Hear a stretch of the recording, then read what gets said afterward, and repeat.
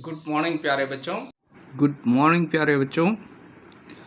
हम जो एक इम्पोर्टेंट प्रॉपर्टी पढ़ने जा रहे हैं सिमिलर ट्रायंगल्स में, और ये 4 मार्क्स में आपको थ्योरम भी आती है। इसका मैं प्रूफ बताऊंगा। ये बहुत इम्पोर्टेंट थ्योरम है।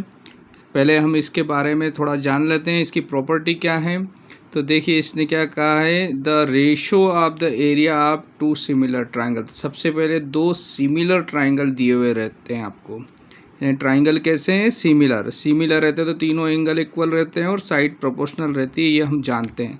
एक और नई प्रॉपर्टी इसमें पढ़ने जा रहे हैं कि इसके अंदर की जो जगह है, एरिया मतलब इसके अंदर जितने लोग बैठते हैं इन दोनों में, उनका रेशो इनकी करस्पॉन्डिंग साइड का रेशो का स्क्वायर होता है। इसका मतलब क्या कह रहा है कि area of this triangle ABC और एरिया ऑफ ट्राइंगल PQR, इन दोनों के अंदर की जो जगह है, एरिया है, अगर इनका रेशो निकाला जाए तो इनकी करस्पॉन्डिंग साइड का स्क्वायर होता है। ये जितनी भी लेंथ रहेगी, अगर इसका स्क्वायर करके इसका QR के स्क्वायर से डिवाइड कर देंगे तो इन दोनों का रेशो इक्वल आएगा। सिमिलरली ये साइड ले लेंगे AC/PR, तब भी रेशो इक्वल है। आप चाहे तो ये दो ले लो, चाहे तो ये ले लो, चाहे ये ले लो। तीनों साइड करस्पॉन्डिंग साइड में से किसी भी एक साइड के स्क्वायर या तीनों साइड के स्क्वायर के इक्वल होगा। किसका? दो सिमिलर ट्रायंगल दिए हुए हैं तो उनका एरिया का रेशो है ना। तो ये याद रखिएगा, आगे हम इसका यूज़ करने वाले हैं। अब हम क्वेश्चन नंबर फर्स्ट ले रहे हैं एक्सरसाइज 6.4 से।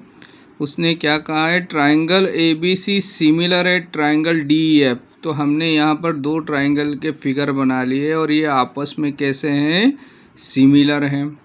एंड देयर एरिया, तो एरिया की बात आए तो अभी प्रॉपर्टी पड़ी कि अगर दो ट्राइंगल सिमिलर हैं और तो उनके एरिया का रेशो उनकी करस्पॉन्डिंग साइड्स का रेशो का स्क्वायर होता है। तो द एंड देयर एरिया भी 64, तो फर्स्ट का एरिया 64 सेंटीमीटर, यानी इसके अंदर की जगह दे रखी, एंड सेकेंड का है 121 सेंटीमीटर स्क्वायर रिस्पेक्टिवली।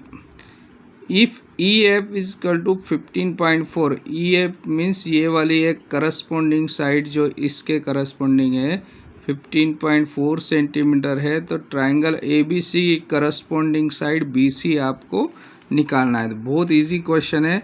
तो देखिए अब इसको आगे सॉल्व करते हैं। तो बच्चों हमने लिख दिया, गिवन ट्राइंगल ABC सिमिलर है ट्राइंगल DEF, और इसमें अपने को गिवन है area of triangle ABC equal to 64 centimetre square and area of DEF equal to 121 centimetre, 64 and 121 centimetre. Now applying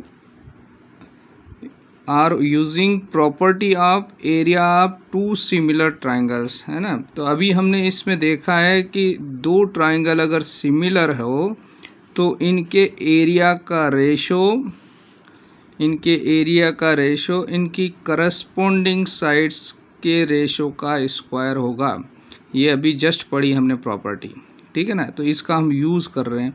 तो देखिए एरिया ऑफ ट्राइंगल ABC दिया है आपको 64 और ये दिया है 121 इक्वल टू BC का चाहो तो वैल्यू रख दे, तो BC हमको नहीं दिया है, BC निकालना है बच्चों। और EF दिया है, EF है 15.4 और इसका पूरे का स्क्वायर। अच्छा, इसको भी स्क्वायर के रूप में लिख सकते हैं, आपको पता होगा 64 किसका स्क्वायर होता है 8 और 121 11, ये आपको टेबल याद होगा। तो 8/11 का स्क्वायर इक्वल टू BC/15.4 का होल स्क्वायर। स्क्वायर से स्क्वायर कैंसिल कर दिया है ना, स्क्वायर रूट ले लिया, अब ये मान के चलो, है ना। तो दिस इम्प्लाइज यहाँ से क्या हो जाएगा, 8/11 इक्वल टू BC/15.4 बच्चों। ये 15.4 को इधर भेज दिया, तो 8 × 15.4/11, 15.4 इधर BC का वैल्यू निकालना है ना हमको। तो ये 11 अगर पॉइंट हटा दूँ तो यार देखिए 11 से डिवाइड कर रहे, 11 1 जा 11 4, तो 11 4 जाता है ना, तो 1.4 आ जाएगा बच्चों। इसको 11 से डिवाइड किया तो है ना, और 8 से इसमें मल्टीप्लाई कर दिया तो ये 2 हो गया और ये 11 हो गया। 11.2 BC का वैल्यू आ गया है ना। मल्टीप्लाई वगैरह करना तो सभी को आता है बच्चों। तो BC इक्वल टू 11.2 यूनिट लिख देते हैं, तो आंसर हो गया ये सेंटीमीटर। लिख दीजिए आप आगे, सेंटीमीटर दिया ना, तो BC का वैल्यू कितना आ गया बच्चों, 11.2 सेंटीमीटर। क्या करा है एक बार फिर से देख लीजिए। उसने कहा है क्वेश्चन में कि एरिया दो ट्रायंगल सिमिलर है और एरिया एक का 64 है, एक का 121, और इनकी करस्पॉन्डिंग साइड एक 15.4 सेंटीमीटर दिया, तो सेकेंड करस्पॉन्डिंग साइड BC निकालना है। तो ट्रायंगल सिमिलर है तो हमने एरिया से रिलेटेड बात हो रही थी, एरिया वाली प्रॉपर्टी लगा ली है ना, using property of area of two similar triangles. तो ये प्रॉपर्टी से क्या कहता है, दोनों ट्रायंगल्स के एरिया का रेशो उनकी करस्पॉन्डिंग साइड के रेशो का स्क्वायर होता है। तो इनके एरिया का वैल्यू रख दिया 64 121, इधर साइड रख दिए है ना, ये 64 8 का स्क्वायर 11 का स्क्वायर हो गया, तो स्क्वायर से स्क्वायर हटा दिया और मल्टीप्लाई करके सॉल्व कर दिया इसको बच्चों। तो 11.2 centimetre required answer. Good morning प्यारे बच्चों। क्वेश्चन नंबर सेकंड ले रहे हैं 6.4 से। Diagonal of trapezium ABCD। आपको ABCD एक ट्रेपेजियम दिया। ट्रेपेजियम में क्या होता है, दो लाइन पैरेलल रहती है क्वाड्रिलेटरल में, जो भी क्वाड्रिलेटर है। तो AB पैरेलल DC, तो AB आपको दिया है DC के parallel. Intersect each other at the point O, इसके डायगोनल है ना, डायगोनल ऑफ ट्रेपेजियम। तो डायगोनल एक दूसरे को O पे इंटरसेक्ट कर रहे हैं बच्चों। If AB 2 times of CD, अब CD से जस्ट डबल है AB। मान लीजिए CD x है तो AB 2x होगा बच्चों, इसका डबल है ना ये, तो ये x मान लिया हमने, तो ये 2x हो जाएगा। Find the ratio of the area of AOB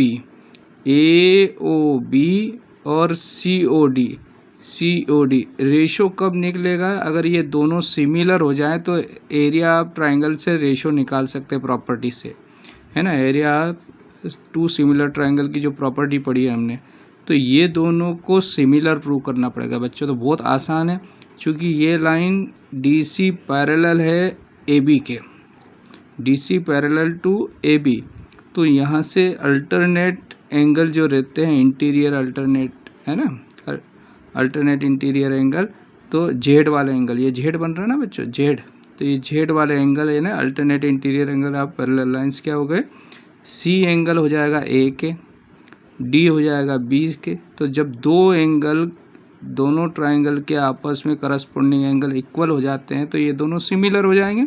तो यहाँ से पहले सिमिलर बता के area of similar triangle theorem हम अप्लाई करेंगे यहाँ पर। तो चलो इसको नोट कर लेते हैं बच्चों। हमको दिया है ABCD इज़ अ ट्रेपेजियम, है ना, ट्रेपेजियम है और डायगोनल एक दूसरे को इंटरसेक्ट कर रहे हैं O पॉइंट पर, और दिया है AB 2 times of CD, AB CD का जस्ट डबल है, तो CD को x सपोज करते हैं हम, तो AB इक्वल टू 2x हो जाएगा, ठीक है। In triangle AOB and DOC, इन दोनों को अब सिमिलर प्रूव कर रहे हैं बच्चों। तो एंगल C और A अल्टरनेट इंटीरियर एंगल है, Z वाले एंगल है ना। ऐसे ही एंगल D और B दोनों Z वाले एंगल है ना, अल्टरनेट इंटीरियर एंगल। तो ये दोनों इक्वल हैं आपस में, तो दो एंगल जब बराबर मिल जाता है, तीसरा भी ऑटोमेटिक वर्टिकली अपोजिट बराबर हो जाएगा, और नहीं तो एंगल सम प्रॉपर्टी से भी निकाल सकते हैं। तो यहाँ पर दो एंगल ढूंढना रहते हैं हम, तो दो मिल गए, तो ये दोनों ट्रायंगल हमको सिमिलर हो गए। अब सिमिलर हो गए तो हम एरिया सिमिलर ट्रायंगल थ्योरम हम यूज़ कर रहे हैं यहाँ पर, तो उसको अप्लाई करते हैं तो हमारा आंसर अब आसानी से मिल जाएगा, ठीक है बच्चों। दोनों ट्रायंगल सिमिलर मिल गए, AOB सिमिलर है COD, तो यहाँ पर हमने similar area of two similar triangles वाली प्रॉपर्टी यूज़ कर रहे हैं यहाँ पर। तो दोनों का एरिया का रेशो उनकी करस्पॉन्डिंग साइड्स का स्क्वायर होता है। तो करस्पॉन्डिंग साइड यानी यहाँ पर देखो इनको सिंबॉलिक फॉर्म में लिखा हुआ है हमने। तो ए बी हमको यहाँ पर ए बी साइड दे रखी है और सी डी, तो ये करस्पॉन्डिंग है या नहीं देख लो। तो ए बी तो यहाँ सी डी आएगी, तो करस्पॉन्डिंग साइड हो गई ना, क्योंकि इनका सिर मान लो यहाँ है इस ट्राइंगल का, तो इसका यहाँ हुआ, इसका पैर ये है तो ये पैर है, ये हाथ है तो ये हाथ है बच्चों। तो करस्पॉन्डिंग सिंबॉलिक फॉर्म में लिखा तो corresponding side A B by C D होगी। तो ए ओ बी की साइड ए बी आई लेते हैं हम, तो इसकी सी डी लेंगे चूँकि हमको ये मालूम है यहाँ पर। तो यहाँ से दिस इम्प्लाइज क्या हो गया बच्चों कि area of A O B by area of C O D is equal to, A B का वैल्यू हमने 2x लिया हुआ है, तो हमने यहाँ पर नोट कर दिया बच्चों 2x बाय, और सी डी का वैल्यू x है ना, 2 टाइम्स है सी डी का, ए बी x से x कैंसिल हो गया बच्चों, तो ये 4 आ गया वैल्यू, कितना आ गया 4/1 है ना। तो this implies area of A O B by area of C O D, इनका जो रेशो 2 का स्क्वायर क्या 4 नीचे 1 है ना, तो 4/1, तो इनका रेशो कितना आ जाएगा 4:1। ठीक है, तो यही रिक्वायर्ड आंसर हुए हमारे। तो आपको समझ में आ गया होगा मेरे हिसाब से सवाल।